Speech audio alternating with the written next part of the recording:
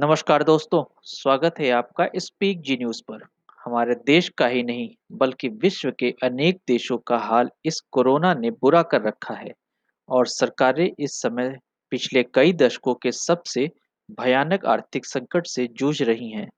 लोगों के रोजगार छिन गए हैं और बाजार अधिकतर बंद ही चल रहे हैं।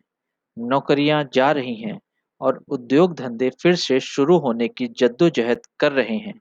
कोरोना के चक्कर में शहर वीरान हो गए थे और गांवों में भीड़ बढ़ गई थी, लेकिन जो लोग गांव वापस लौटे, उनके पास कोई स्थायी रोजगार या काम नहीं है, इसलिए अब पुनः वापस शहरों की तरफ अधिकांश लोगों का पलायन शुरू हो रहा है।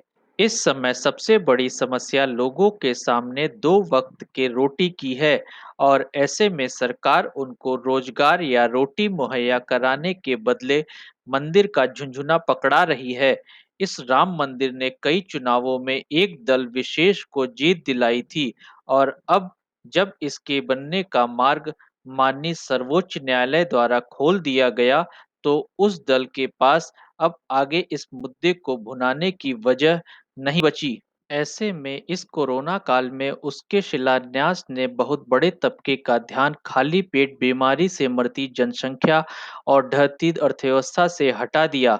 अब कुछ दिनों तक या कुछ हफ्तों तक लोग शायद ही रोजगार, गरीबी, इलाज या सरकार की नाकामी के बारे में बात करेंगे। हमारे समाज में यह बात हमेशा से कही जाती रही है कि जब कोई गंभीर संकट आन पड़ा हो या समाज किसी दुखद परिस्थिति से जूझ रहा हो, तो किसी भी तरह का उत्सव नहीं मनाया जाना चाहिए।